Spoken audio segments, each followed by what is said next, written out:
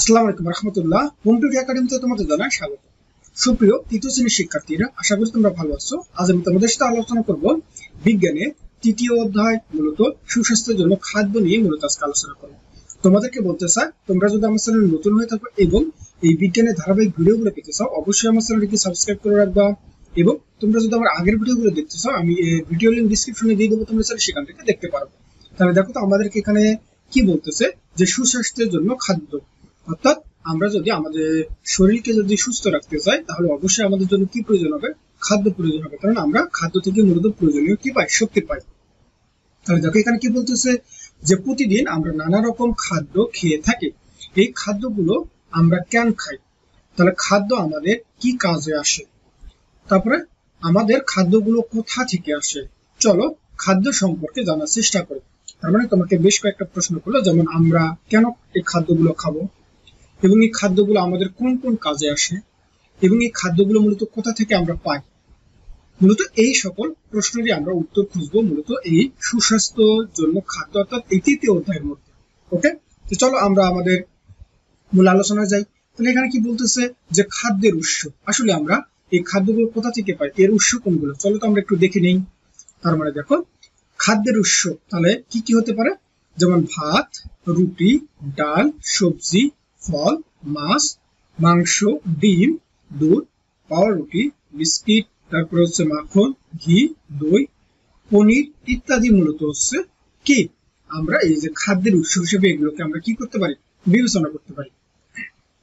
এইবার দেখো আমাদের একটা প্রশ্ন দেওয়া আছে, কি বলতেছে, যে আমরা কোথা থেকে খাদ্য পাই। তো চলো আমরা এই উত্তরটাও দেখি। তাহলে আমরা কোথা থেকে খাদ্য পাই, আমরা মূলত উদ্ভিদ ও প্রাণী থেকে খাদ্য পাই। তার মানে আমরা যে উপরে যে এই যে খাদ্যের উৎসের কথা চিন্তা করলাম, এগুলো হয় আমরা প্রাণী থেকে পাবো অথবা উদ্ভিদ থেকে পাবো, এর বাইরে আমরা কোথাও থেকে খাদ্য পেতে পারি না। তারপরে দেখো নিচে আমাদের একটা কাজ দেওয়া আছে, যে খাদ্যের উৎস খুঁজে বের করা। তাহলে এই কাজটা করতে তোমাদেরকে কি কি করতে হবে, দেখো যে খাতায় ডান পাশে ছকের মতো করে একটা ছক তৈরি করতে হবে, এটার মধ্যে একটা ছক তৈরি করবা এবং নিচে খাবারের ছবিগুলো দেখি, অর্থাৎ নিচে বেশ কিছু আমার খাবারের ছবি দেওয়া আছে এবং খাবারগুলোকে উৎস অনুসারে আমরা ছকে লিখবো এবং খাদ্যের উৎসগুলো নিয়ে সহপাঠীদের সঙ্গে কি করবো, আলোচনা করবো। অর্থাৎ দেখো আমাদের এই চিত্রের মধ্যে আমরা সবজি দেখতে পাচ্ছি এবং মাছ, মাংস সবই তো দেখতে পাচ্ছি। তার মানে এইগুলোকে আমরা কোনগুলো প্রাণী থেকে পাই সেগুলোকে আমাদের ডান পাশে লিখতে হবে, আর কোনগুলোকে আমরা উদ্ভিদ থেকে পাই সেগুলোকে আমাকে বাম পাশে অর্থাৎ এই ছকের মধ্যে লিখতে হবে।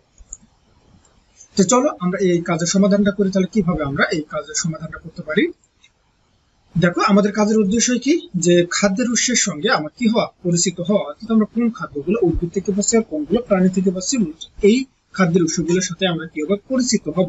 তাহলে করণীয় কি, 1 থেকে 3 নং নির্দেশনা অনুসারে খাদ্যের উৎসগুলোকে ছকে কি করব, লিখবো। যেমন আমরা কি দেখো তো, এই যে উদ্ভিদ থেকে পাই কোন কোন খাদ্য, যেমন হচ্ছে কাঁঠাল, বেল, আমলকি, জাম, কমলা, কাঁচা কলা, পাকা কলা, পেঁপে, মিষ্টি কুমড়া, পুঁই শাক, লাল শাক, ফুলকপি, টমেটো, সিম, গাজর, তারপর হচ্ছে বাদাম, আর হচ্ছে ভাত, মুড়ি, অর্থাৎ এইগুলো আমরা পাই হচ্ছে উদ্ভিদ থেকে। দেখো তো আমরা প্রাণী থেকে কি কি পাই, যেমন এই যে দুধ, মাংস, ডিম, মাছ, পনির, মূলত এই অংশগুলো আমরা হচ্ছে কই থেকে পাবো, এগুলো মূলত আমরা হচ্ছে এই উদ্ভিদ থেকে সরি প্রাণী থেকে পাই। তারপরে দেখো আমাদেরকে নিচে আমাদেরকে কাজ দেওয়া আছে কি, যে পাউরুটি কি থেকে পাই, অর্থাৎ পাউরুটি গুলো আমরা হচ্ছে কই থেকে পাবো, আর কি বলতেছে যে দই আমরা কোথা থেকে পাই। তো চলো আমরা এই দুটো প্রশ্নের উত্তর দেখি। তার আগে আমাদের দেখতে হবে যে এখানে আমাদের কি বলছিল, যে আসলে সহপাঠীদের সঙ্গে কি করতে হবে, আলোচনা করতে হবে। তাহলে চলো আমরা সহপাঠীদের সঙ্গে আলোচনা করে দেখি যে তারা কি বলতেছে।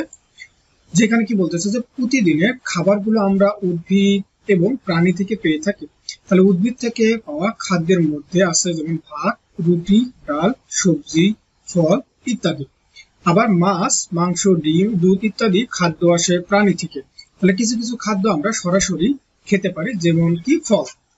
আবার কিছু খাদ্য তৈরি করে খেতে হয়, যেমন কি কি, এই যে পাউরুটি, বিস্কিট, এগুলো তৈরি হয় মূলত হচ্ছে আটা দিয়ে, আর এই আটা আসে মূলত হচ্ছে গম থেকে, আর গম পাই মূলত হচ্ছে কোথা থেকে, আমরা উদ্ভিদ থেকে।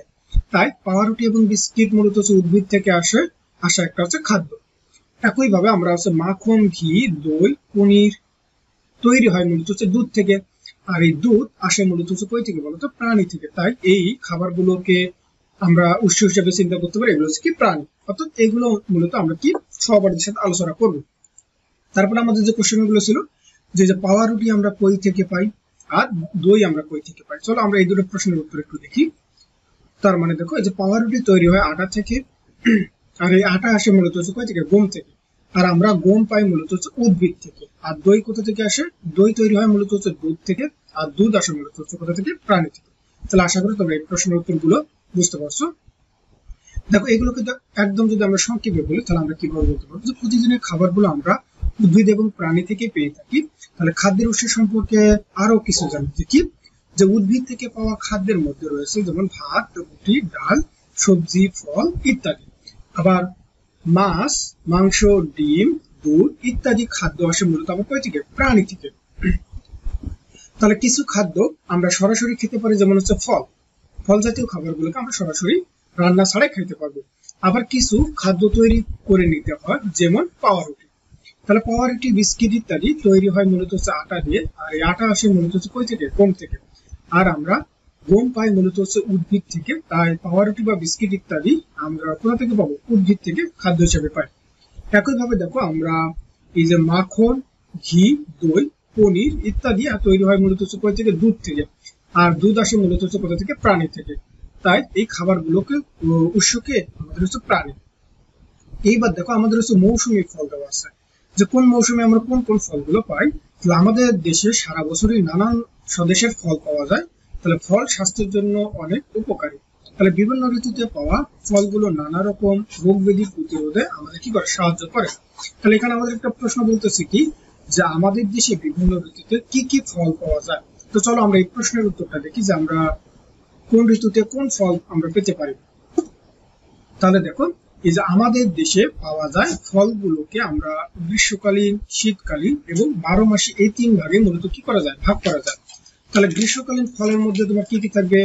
আম, জাম, কাঁঠাল, বেল, তরমুজ, লিচু, তাল, পেয়ারা, আমড়া, জাম্বুরা, আনারস, লটকন, জামরুল ইত্যাদি। আবার শীতকালীনের মধ্যে আমরা কি কি পাই? যেমন হচ্ছে বরই, কমলা, আমলকি, জলপাই ইত্যাদি। আবার 12 মাসিক ফলের মধ্যে কি কি থাকতে পারে? যেমন কলা, পেঁপে, নারিকেল ইত্যাদি থাকতে পারে। তাহলে আশা করি তোমরা বুঝতে পারছো যে কোন ঋতুতে আমরা কোন ফলগুলো পাই। এইবার আমরা যদি নিচের দিকে আসি, দেখো আমাদেরকে এখানে একটা কাজ দেওয়া আছে যে ঋতুভেদে ফলের শ্রেণীকরণ করা। তাহলে এটা তোমরা কিভাবে করবা, যে এই যে খাতায় নিচে ছকের মতো করে একটা ছক তৈরি করতে হবে। তোমার এইদিকে থাকবে গ্রীষ্মকালীন ফলগুলো, এখানে শীতকালীন, আর এখানে কি 12 মাসিক ফল থাকবে। তারপর 2 নম্বর কি বলতেছে, যে নিচের ছবি ফলগুলোকে গ্রীষ্মকালীন, শীতকালীন এবং 12 মাসে এই 3টি দলে ভাগ করে ছকে লিখি এবং কাজটি নিয়ে সহপাঠীদের সঙ্গে কি করবো? আলোচনা করব। তো চলো আমরা এই কাজটা কিভাবে করতে পারি তাহলে আমরা সমাধানটা একটু দেখে নিই। তাহলে দেখো আমাদের হচ্ছে কাজের উদ্দেশ্য কি হবে, যে ঋতুভিত্তিক ফল সম্পর্কে জানা। তাহলে করণীয় কি? 1 ও 2 নং নির্দেশনা অনুসারে ছবির ফলগুলোকে খাতায় আঁকা ছকে আমরা কি করব? ভাগ করব। যেমন এই যে গ্রীষ্মকালীন ফলের মধ্যে আমরা কাকে পাবো? যেমন হচ্ছে আম, জাম, কাঁঠাল, বেল, তরমুজ, লিচু। আবার শীতকালীনের মধ্যে আমরা পাবো হচ্ছে কমলা, আমলকি, জলপাই। আর 12 মাসিক ফলের মধ্যে পাবো মূলত হচ্ছে কলা, পেঁপে আর হচ্ছে কি নারিকেল, অর্থাৎ ইত্যাদি পাবো। এবার তারপর আমাদের কি বলতেছে, যে এগুলো নিয়ে সহপাঠীদের সঙ্গে আমাদের আলোচনা করতে বলতেছে। তো চলো আমরা একটু দেখি যে সহপাঠীরা কি বলতেছে। যেমন এই যে দেখো আমাদের দেশে জাম, আম, তারপরে কাঁঠাল, পেঁপে, পেয়ারা সহ আরো অনেক ফল পাওয়া যায়। কিছু কিছু ফল নির্দিষ্ট মৌসুমে পাওয়া যায়, আবার কিছু ফল সারা বছর ধরেই পাওয়া যায়। তাহলে আমাদের দেশে পাওয়া ফলগুলোকে গ্রীষ্মকালীন, শীতকালীন এবং 12 মাসে এই 3 ভাগে মূলত কি করতে পারে? ভাগ করতে পারে। ফল স্বাস্থ্যের জন্য অনেক উপকারী এবং বিভিন্ন ঋতুতে পাওয়া ফলগুলো নানা রকম রোগ ব্যাধি প্রতিরোধে আমাদেরকে সাহায্য করে। তাহলে আশা করি তোমরা এতটুকু বুঝতে পারছো। এইবার দেখো এরা প্রশ্ন করতেছে, আসলে আম পাওয়া যায় গ্রীষ্মকালে, তাহলে বরই কখন পাওয়া যায়? আবার কি বলতেছে যে কলা কি সারা বছরই পাওয়া যায় নাকি কোনো বিশেষ ঋতুতে পাওয়া যায়? তো চলো আমরা এই দুটো প্রশ্নের একটু উত্তর দেখে নেই। তাহলে দেখো এই যে আম যদি গ্রীষ্মকালে পাওয়া যায় তাহলে বরই কখন পাওয়া যায়? মূলত হচ্ছে শীতকালে আমরা বরই পাই। আর কলা যদি সারা বছর পাওয়া যায় নাকি বিশেষ কোনো ঋতুতে? হ্যাঁ, কলা আমরা সারা বছরই পাওয়া যায়, কারণ কলা 12 মাসের একটা ফল। তাহলে আশা করি তোমরা এতটুকু বুঝতে পারছো। এইবার আমরা যদি নিচের দিকে আসি, একদম আমরা এটাকে সংক্ষেপে তাহলে কিভাবে বলতে পারি বলতো, যে আমাদের দেশে আম, জাম, কলা, পেঁপে, কমলা, পেয়ারা সহ আরো অনেক ফল পাওয়া যায়, এবং কিছু কিছু ফল নির্দিষ্ট মৌসুমে পাওয়া যায়, আবার কিছু ফল সারা বছর ধরে আমরা পাই। হ্যাঁ, অবশ্যই আমরা কিছু ফল দেখবো যে সব সময় পাই, আবার কিছু একটা নির্দিষ্ট মৌসুমে আমরা গিয়ে কিছু ফল পাই।